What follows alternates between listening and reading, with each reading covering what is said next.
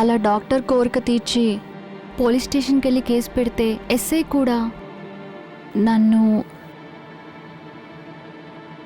Post mortem report ఆధారంగా వాళ్ళని arrest చేయాలి, చేయొచ్చు. కానీ వాళ్ళు హై సొసైటీకి చెందిన వాళ్ళు. ఓకే, చట్టం తన పని తాను చేసుకుపోవాలంటే ముందు మీ పని చేసుకుపోతానంటారా? ఎగ్జాక్ట్లీ.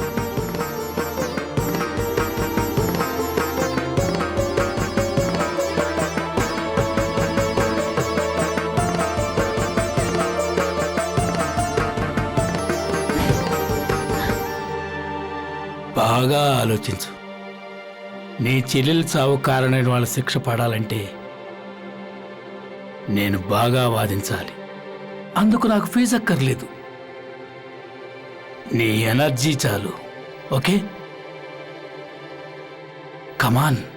న్యాయం అమ్మలాంటిదంటారు. ఆ అమ్మనే బజారును పెట్టారు ఒక ఆడదాని శరీరం కోసం.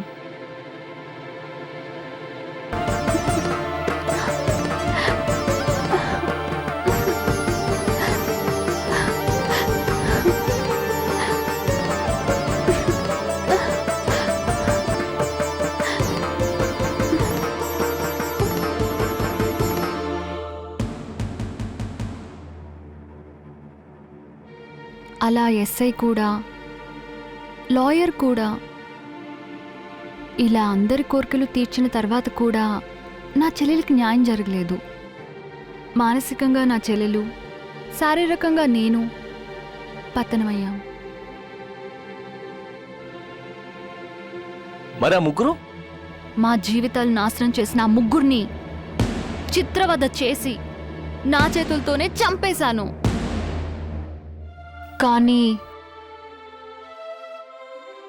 నేను చేసిన ఆ పాపాలకి ఏ పాపం ఎరుగని మా బాబాయ్ ఆ హత్యలన్నీ తనపైన వేసుకుని యావజ్జీవ శిక్ష అనుభవిస్తున్నాడు.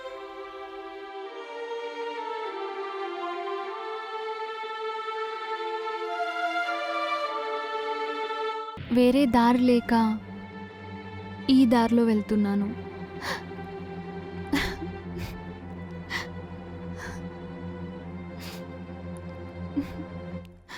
అయినా సరే నేను నిన్ను పెళ్లి చేసుకుంటాను.